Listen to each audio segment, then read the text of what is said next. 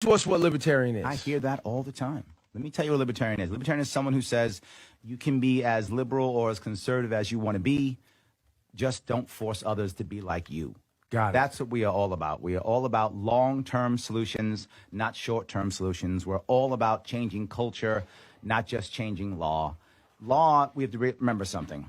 At the end of almost every single law is a guy or a gal with a gun who will put you in a cage. And if you don't want to go in that cage, he or she is going to kill you. That means you only use law when it really matters, not just because I'm angry, not because I don't like you, not because you should do some activity I think you shouldn't do or whatever the case may be. It's only for important things like life and liberty and property and things like that. That's when you use violence. That's when you use force. That's what libertarians are all about.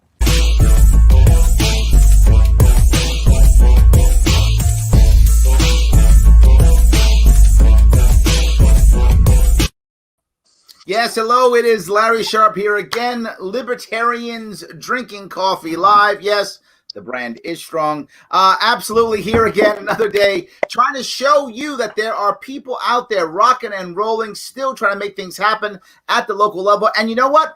This is a president election year. I get it, and that's important. But you know what else is important? All those local candidates trying to make impact in their own counties, in their own communities, in their own states. It also matters, and we are doing that throughout New York State, throughout the country, all over. And look, if you care about this, then like, comment, share, let people know this is happening. How are we going to get past that media blockade? How are we going to get past all the mainstream media if we don't create our own media? How do we do that? By commenting and sharing right here, letting people know that we are making things happen. And someone who is making things happen is someone who I'm very happy to have today with me on the show, the man himself running for New York State Assembly, William Van Helmond. How are you, sir? Good afternoon, Larry. Nice to be here. May the 4th be with you. Exactly right. Yes, it is a Star Wars Day, National Star Wars Day, and let's hope we can use some Jedi mind tricks and get some people to vote for us and see that we are the party they're looking for. Let's see if we can actually do that. That would be amazing. And it's always a pleasure to share a cup of coffee with you. Absolutely. Interview. I appreciate what you're doing for the party, and not only for the party, but for the state and all the people who pay taxes and reside here. Because this is more than about party right now, in my opinion. This is about our state and where we go. And New York State, in my opinion, Larry, is the backbone of our country. Because a lot of people might not realize, but the Bill of Rights they generated in New York State when it first I didn't know that. occurred. Yes, it did. And New York State, for a short period of time, was the initial capital when the first 13 colonies. I remember that. Yes, that I knew. Exactly. So, yep. You know, we live in a very unique ancestral state. And I got to say, I'm very proud to live here, first of all, survive here, second of all. Survive. And now be in a position to help others so they can survive and stay here too and enjoy what we have. Well, I say all the time, right, that New York State and California, to a certain extent, we are the actual battleground states, right? They always talk about, it's Michigan or Pennsylvania or Florida, Ohio. And I love Michigan, Pennsylvania, Ohio. I love you guys. But to be forward, that's just if the duopoly is going to win or lose. That's not battleground for the country. The country, it's California and New York, because this is where the government tries to overstep the most.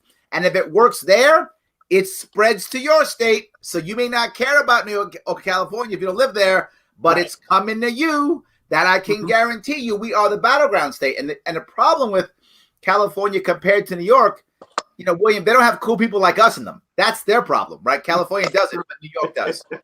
So that's what makes us cool. They might have a little more hair, too, because they're surfing a lot. I don't know. Yeah, that's true. They do surf more than we do. They got us on that one. That's true. But so let me ask a question. I know you wanted to make impact. I get it. When you and I talked, I know you were passionate about keeping this state rocking and rolling and trying to let more people survive and thrive in this state like they should. But why the assembly and why now? Well, it's kind of ironic that you mentioned that, because there's a lot of different reasons that led me here. I believe it's kind of a calling. Okay. I started last year for the first time. I became a libertarian, and I became a different choice for the town of Riverhead where I reside. And we did very well. Although I did not win a seat, the concept was that people had a different choice from the two dominant parties rule, where they hand select their appointed people that you get to choose from, which really isn't a choice. And that bothers me because I'm a very civil rights kind of a guy. I believe in the Bill of Rights and our Constitution. And to me, that is not due process. 100%. And the people tend to fail with their fiduciary responsibility to the citizens in which they're supposed to serve. So now, hold on. Now, I met you. You weren't running yet, right? No, when I first met you, I was contacted by Michael McDermott, the Suffolk County chair. Right. I was initially told that I couldn't be on the ballot because I wasn't, one of the people that fit into the game plan. That you weren't a Democrat or Republican. At the time, I was a Republican. Okay. And I served on the committee for 3 years, and I'll tell you, serving on a committee is a wonderful experience because that's grassroots. You get to see the people in the electoral district. You talk to them. You ask them what they need, what they want, and then you bring it to your committee. My electoral zone, and then we discuss it. And you try to find a candidate that would best serve the needs of the people. Right. But as we all know, that doesn't always happen. Sadly. And it's sad, right? But the nice thing about what the libertarians do, and people will say, "Well, I don't know what it is," or "I don't know what that's about," and stuff like that. Ignorance is bliss, and you can't. But you came out and met me. You did something that is odd, right? And I'm gonna give you some credit for this. You didn't just go, "Oh, I can get in the ballot." You didn't do that. You were like, "What are these libertarians about? Before I commit myself, I better see what these guys are about." And I love that because in 2012, I did the same thing, right? This is why I like it. In 2012, I wasn't libertarian. I heard Gary Johnson speak, and I was like, okay, this sounds pretty good. But let me go check these guys out before I commit. And then I committed. And you did the same thing. Yeah, it was interesting because I met with the committee on the Suffolk level first. And then I found out about you coming out to West Hampton that day. And I just had to see what you did and how you did it and why you did it. And I found out that you had a lot of heart. And a lot of other people that I met through the libertarian line have the same philosophy that I do.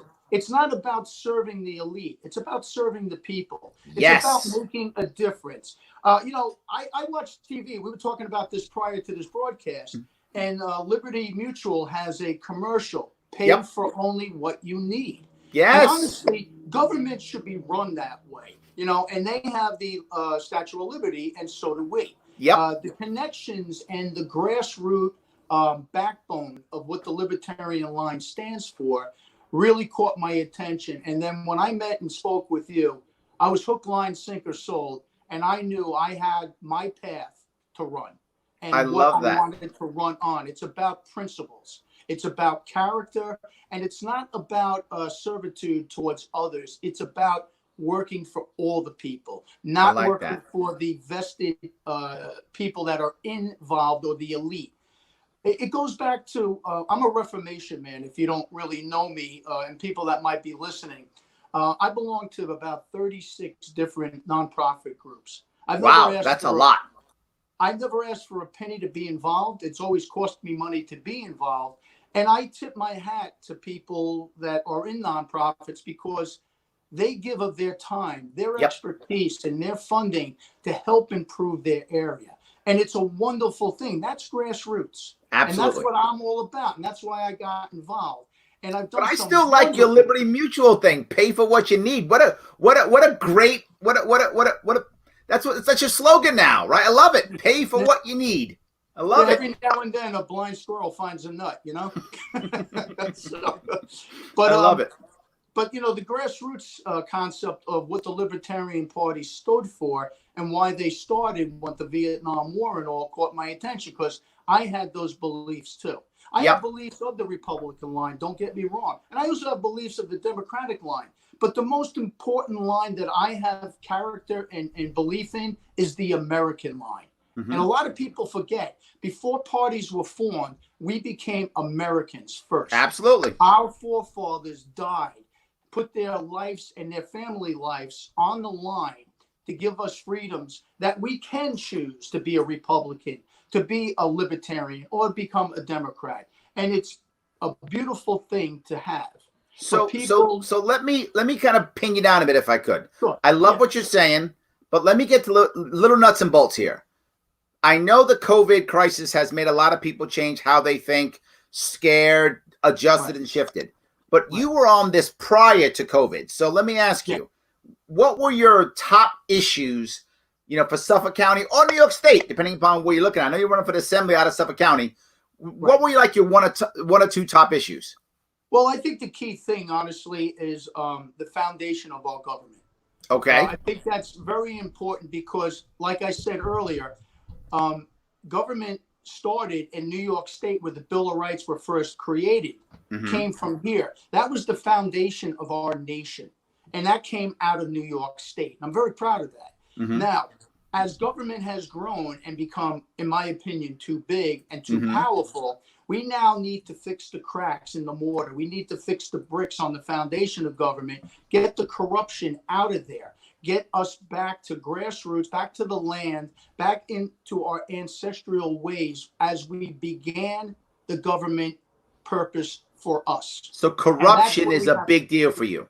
Oh, absolutely. I'm very passionate about that. It's all about reformation. Government has gotten off its course for intent of what it was made or designed for, and it needs to be brought back. And that's the type of guy I am. I like to fix things. Okay. And, I preserve the properties with other groups that I belong to on the North Fork of Long Island. And it's a blessing to be part of other people that believe the same way that we do. But the fact is, if you don't preserve the land and if you don't stop desecrating the land, there's nothing left. So I'm hearing corruption, but I'm also hearing I want to be clear on this. Are you talking about land as in property rights? Are you talking about land as in the environment? Both? Where are you going with that piece? It's all of them. It's across the board. And it's also the land also is the violation of the civil liberties that we got from the Bill of Rights that are also being taken away a little bit at a time. They keep picking at it and keep taking away our rights. And that is, to me, corrupt and wrong. And that needs to be exposed.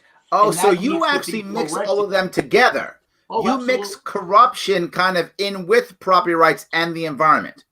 Right. With the way they take away, the way they sell it out to the elite people, to the people that have the investments into the parties that run the show in our state. It's got to stop. And we're going to expose that.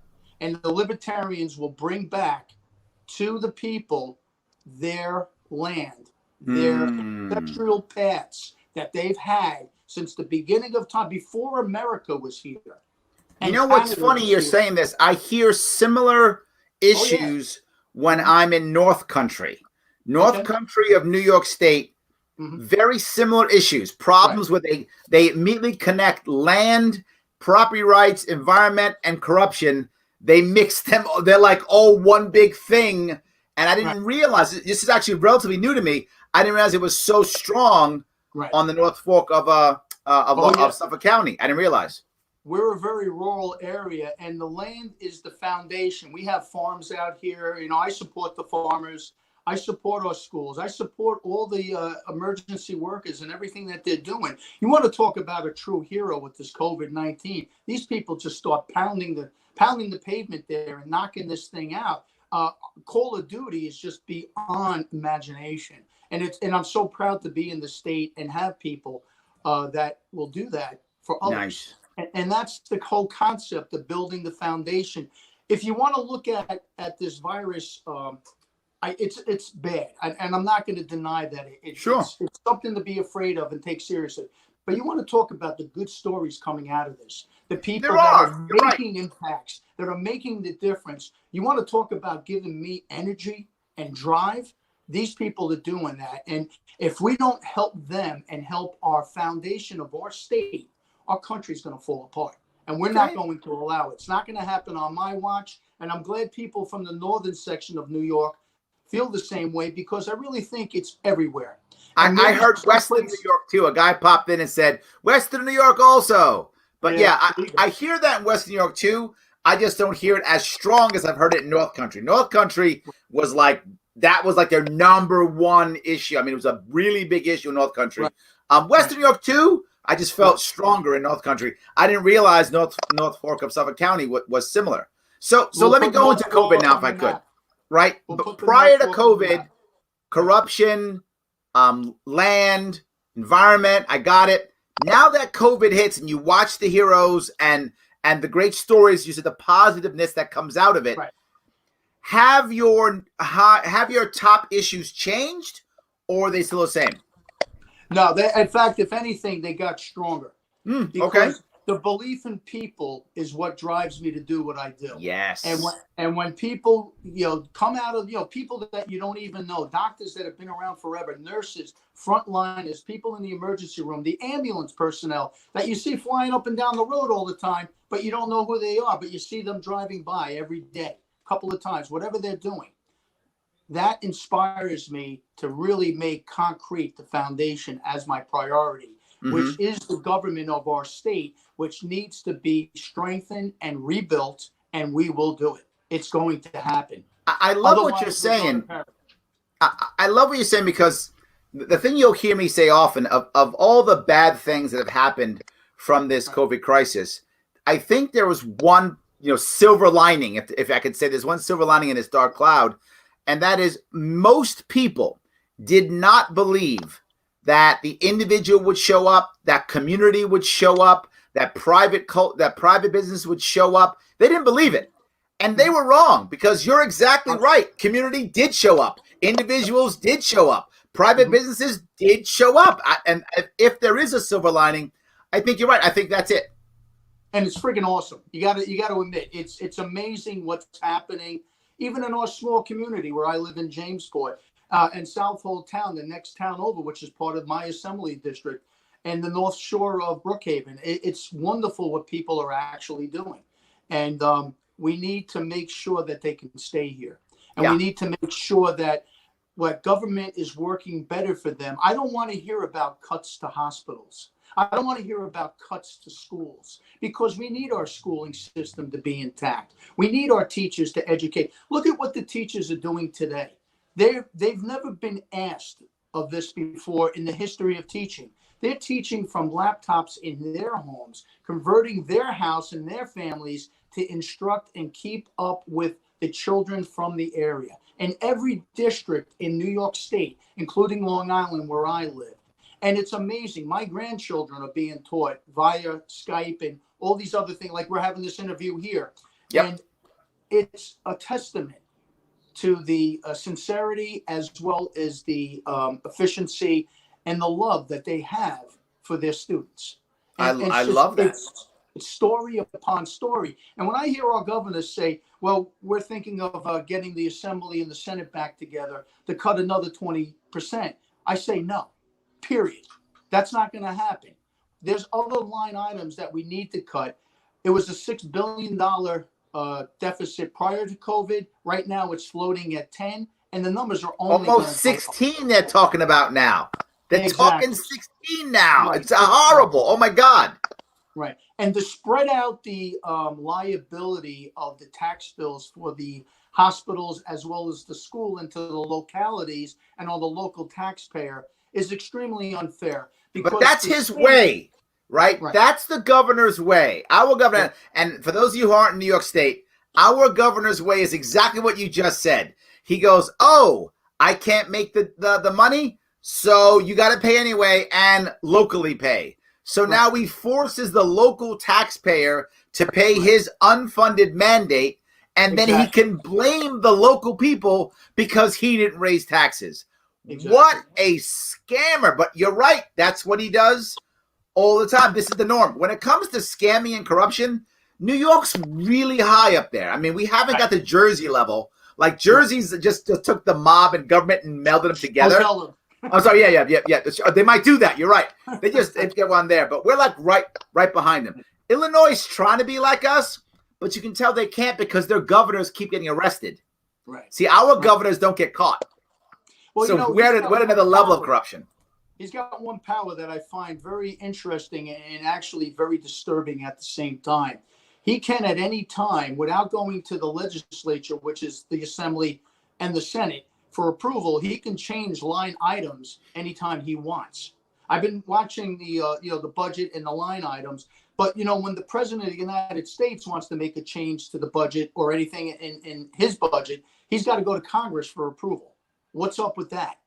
I mean, so hold on. Let me ask this important point here. Thank you for this. All right. I know you like the idea of line items so that you can pull stuff because you want to cut. You and I discussed this. You want to cut spending, right? That's a big deal for you. Cutting spending is a big deal for you, and you want to have a line item veto, basically that red pen, so you can kind of cross those things out. But are you saying that you want to give the governor that, but you want to give him that power with congressional approval, or where are you going with that? What do you want? Well, part of the problem is there's no accountability to what's occurring, and there's no checks and balances. A check and balance would be to come to the legislature, either the Assembly or the Senate, and say, hey, listen, I'm looking at switching this around, and ask our opinions because we represent people too. Got it. Now, okay. He might be the top kingpin, but we represent our areas and we answer to our areas. And I'm never going to come back to my district and say, hey, sorry, I can't help you, because that doesn't fly with me. Got it. Okay. Now I see where you're going. And he shouldn't have that type of executive power. Understood. In my opinion. Okay. It kind of goes into the lack of accountability. I mean, look what happened with bail reform. All right. Bail reform is a mess. All right. Now, if they would have taken the items in bail reform and spent more time on it, they could have come up with a better bail reform. I agree completely. You know what I'm saying?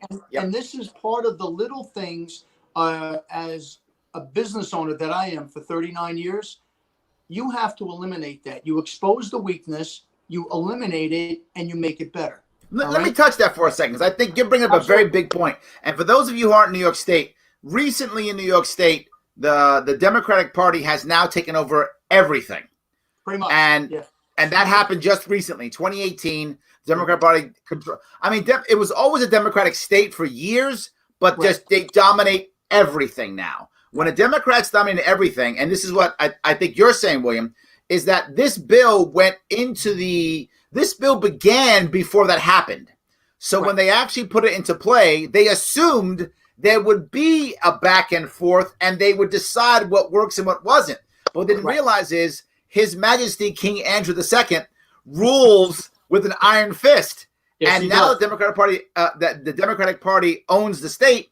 The bill they put in that was supposed to have back and forth just got rubber stamped. Exactly. No one said a word. It was supposed to be fought. Was that what you're talking about? It was supposed to be fought over. It wasn't. It was like, yes, rubber stamp. And this is the biggest problem I have with one-party rule. Exactly. When you have one-party rule, this is what happens. Right. You got to have 2 parties, 3 parties, 9 parties. Anything but one party. One-party rule, this is what you get. Better. I agree. Totally. And that's all about accountability, because you should not – government has – in New York State, the Democratic line has way too much power. And they just do what they want, as they deem necessary, and there's no consequences. You know, if I ran my business the way the state is run, I'd be out of business. Yes. You know, and absolutely. I would not get a bailout. I would not get bailed out. I'd be told, well, that's tough luck. Don't make that mistake the next time. Why not government? Yep. Why not government? That's what I said.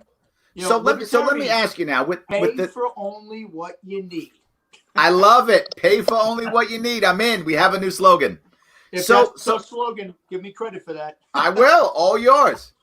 Let me ask you, how do we, knowing we have 2 things we're fighting here. We're fighting, the COVID crisis, which slows us down in general, right? Right. But the second thing we're fighting is being a third party, right? Or being not one of the 2 major parties slows us down a bit. Right. How do we make impact? How do you make impact with those 2 things, being true? That's a great question. You know what? And I last year I could not have answered that. But after running, you would call it an unsuccessful campaign. I don't say that, because anytime you have somebody that casts a vote for you, it is the highest honor that you can ever receive from any other individual, whether you know them or not. Even your family member does not have to vote for you. I know. I live in New York City. I know. Exactly. But the thing is, we're paving a way. The libertarian movement is getting stronger, and we're going to be a force to be reckoned with.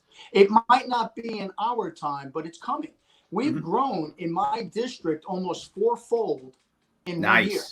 And we had candidates in pretty much a lot of towns. Now, we didn't have a ton of candidates, but I ran for a council seat. We had another friend of mine who ran for a council seat in Southold, and he made a difference that one of the incumbents didn't get elected because he got enough votes that he took them away.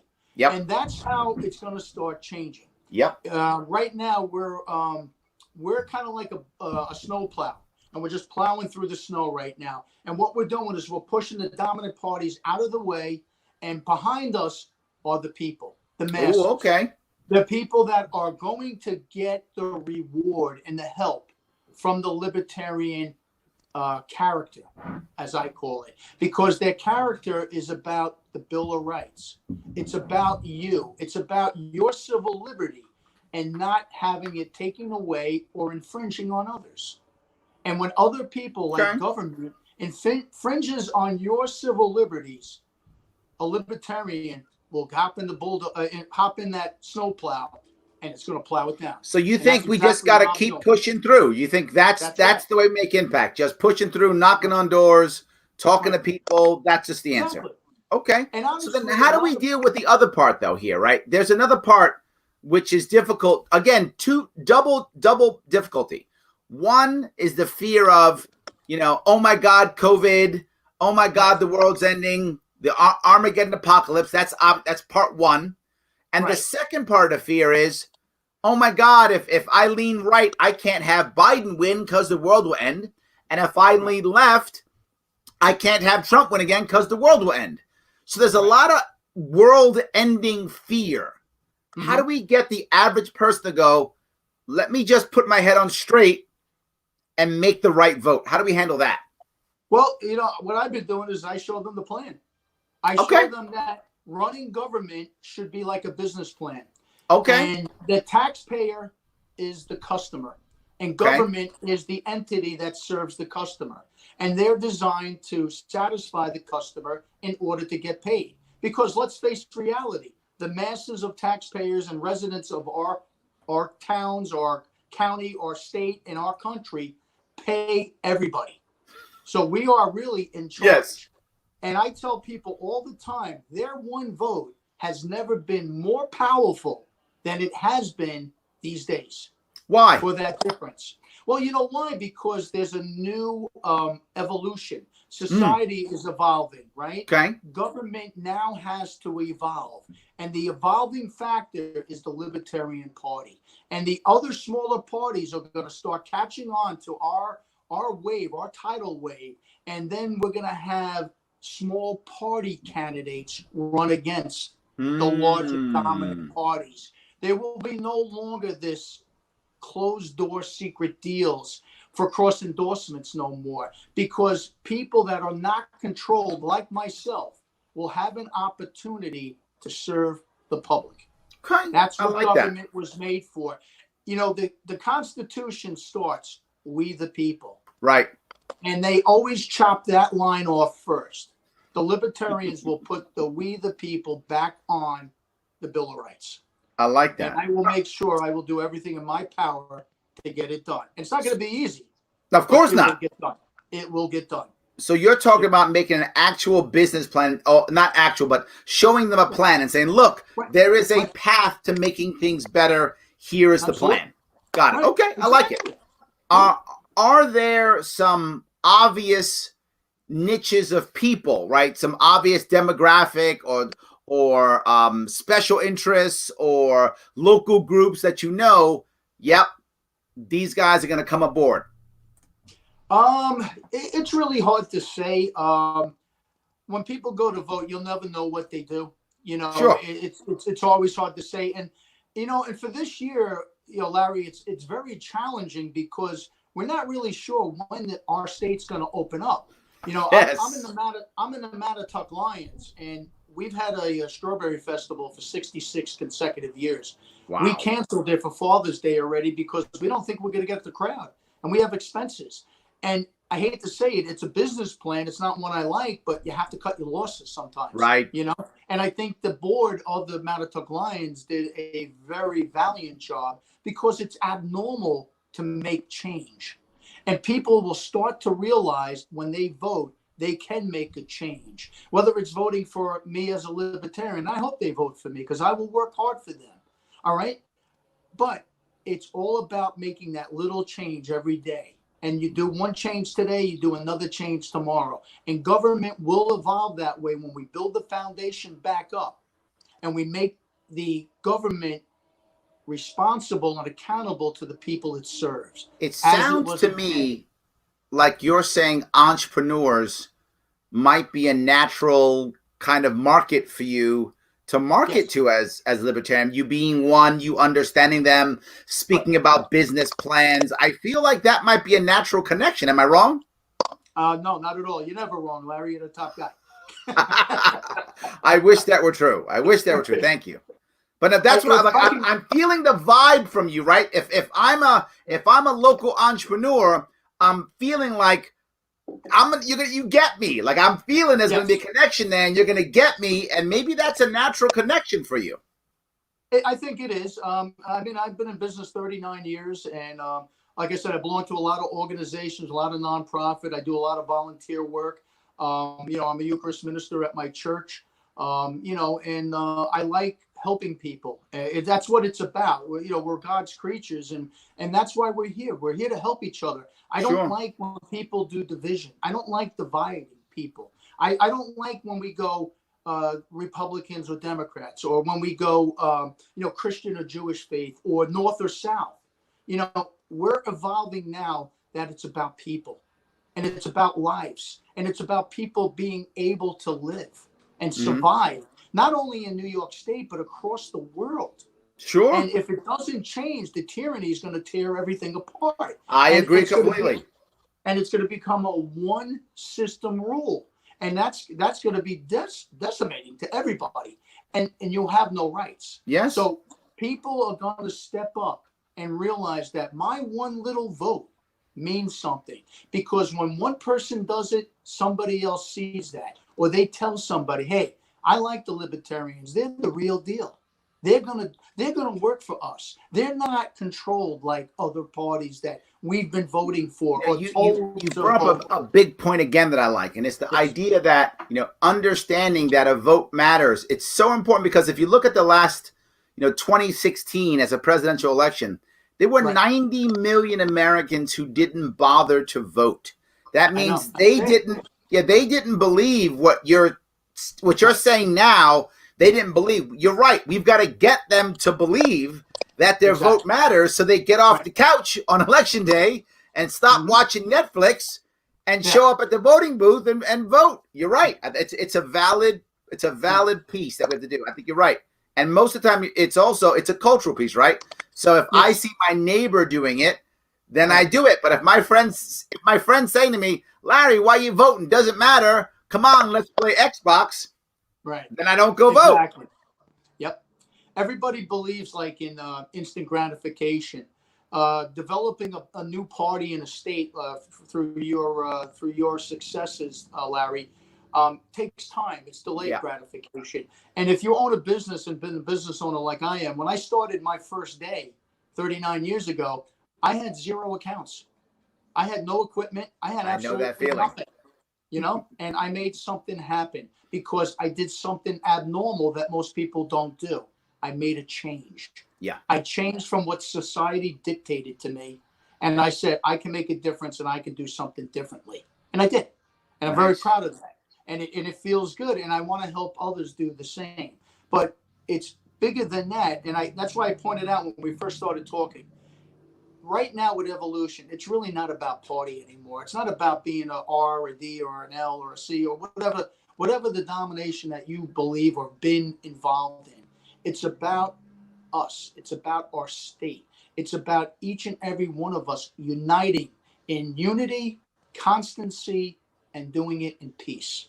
We have to stop arguing. We have to stop dividing each other and saying, we're here and you're there. You don't belong. We have to start creating a better lifestyle for everybody. So let me jump on that then. Sure. Look, I know you've run before. I know you're building a team out. I know you're running to win. That's your goal. I get it. And I hope you win. If you don't win, have you thought of what might be a secondary win or like for me when I ran, easy. My consolation prize not winning, ballot access. Very easy for me. Right. How about you? Have you decided if there is a secondary win or something like that for you? Actually, there's quite a few wins. My first biggest one would be taking over your show. I love it. I love it. Well, like you said, you got to come on. I do this 4 days a week. You can take 2 days. I'm in. Yeah, but you always said bring your own press. So BYOP. Yeah, exactly. No, yes. I look at it this way: regardless of whatever the results are, making a change and difference in somebody's life, even if it's through just meeting them and saying something positive to them that they remember and it makes them feel good or feel loved inside. That is really the purpose of what a politician should be doing. It's not about greasing my pockets. It's not about hooking up my friends into contracts. It's not about that. It's about reaching out to the people, grassroots, like it started, and saying, hey, I want to help you, and shake their hand. Well, right now you can't. You do a virtual hug. But you know what I'm saying? Right. But, I mean. So how do you measure that, man? I mean, like, is there a way to know that it's working? How do you know it's working? Well, when somebody that you never met before, and you're talking to them and you have a conversation, and they say thank you, you've done your job. You've done your job. Okay. And one of the best things in my last run last year for council seat was meeting the people and hearing what they had to say and their concerns, because people are generally genuine. They really are. I think that's true. Walls are put up because of hardships. And when you meet somebody and you talk to them at the same level, that you're not better. I'm not a big shot politician. If I win this assembly seat and I'm the assemblyman, I'm still going to do community service. I'm still going to the local parades. You're going to see me in the store shopping. So you're still going to talk to me? No. Yeah. No, yeah. I mean, you're going to diss me. Okay, I got you. Okay. No, of course. And, I want to point out one key thing. One of the main reasons I joined this Libertarian Party is when we were talking about why did I come and meet you? I wanted to see what your compassion level was. And when I met you and you talked to me as if I was a family member, that meant a lot to me, because you were a governor candidate and you've done something in history in this state that nobody else has ever done with a first-time party. You got 96,000 votes and got us access to the ballot. I commend you for that. Thank you, and I thank you dearly. But before I even knew all of those facts, I can tell by your heart when you talk to me that you were committed into helping others.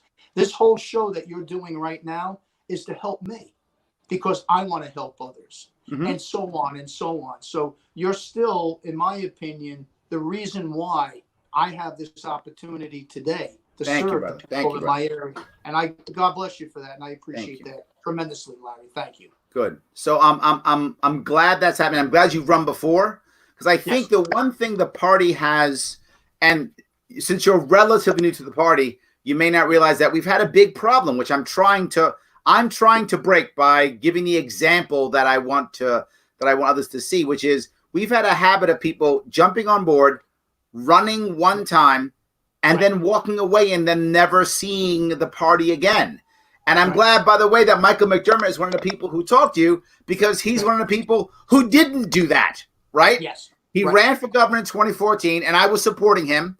Yeah. And then he didn't walk away. He stayed with the party. He ran again. He was doing the same thing that I wanted to do, which is what I'm trying to do also, which I'm glad to see you're doing also. We have to create an environment in this party, or a culture in this party, to where we keep supporting each other, we keep helping each other, and we keep moving forward. I love that entire idea. So how can people help you? I'm assuming you're looking for donors, obviously, but are you also looking for volunteers? What are you looking for right now? Anything and everything. Okay. I want to be in charge of my fate like anybody else does. Sure. But I've met a lot of people already.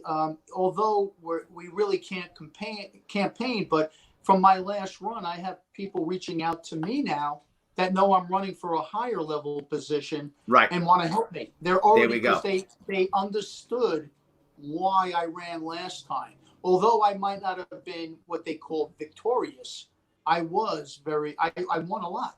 There was a lot that I won last year, and there's a lot to win here. And it's not always the position. And when you provide choice and people see that, and like I said, when they say thank you, and when you look and you see that they voted for you, I don't look at the percent. I look at the people that voted for me. Okay. I like that. It's an honor to have. Hey, do I want to win? Sure. But you know what? I will win when my time is ready. When the Lord deems for me to be in office, I'll be there. Well, I hope it's this year. I hope it's this year. And I really have a good feeling about this. I think we have a wave, the Libertarian Party, through your example and your leadership with this program, is going to give me more exposure and give other candidates to follow me more exposure as time goes on. So let me ask you, before we wrap up, is there something specific that you want to bring up? Well, it's funny. I have 8 pages of notes on my desk, and I haven't talked about one thing on it yet. Is there one of them you want to pull out? No, not really. I mean, I plan on doing some more podcasts and releasing information to, my network on my social media. I just ask people, in general, to be open-minded, and follow your heart more than your brain, because your heart will lead you into the right direction. And when I saw your heart, Larry, 2 years ago, I knew I was in the right path, because that's where my heart lies. Oh, I love it. And good. Other people that I've met lie the same way. And we're going to get stronger because people are seeing that our numbers are growing in our areas. Yes. And they're going to continue to grow. We are the answer. We stand for freedom. And you know what? My nominating party, they don't ask anything of me. They wish me good luck and help me. Yep. They don't ask for a favor. They don't ask for this. They don't ask for that. That don't happen in this party. It's very abnormal, but I like it. I like that. It's abnormal that people aren't asking for special favors. Got it. Okay. I love it. Libertarians pay for only what you need. That's what it's all about. All right, my friend. I appreciate it. I want to tell everybody else, thank you so much for watching. Thank you so much for paying attention and sharing so that more people realize that we are actually on the move. And if you can, head over to his Facebook page. It's going on the bottom. Give him some love. Give him some likes. If you're in the area, support him. If you want to send some money to him, go ahead. He can use every dollar he can get for those cool Facebook ads. All right, guys. Thank you so much. I will see you guys tomorrow. Take care. Bye-bye.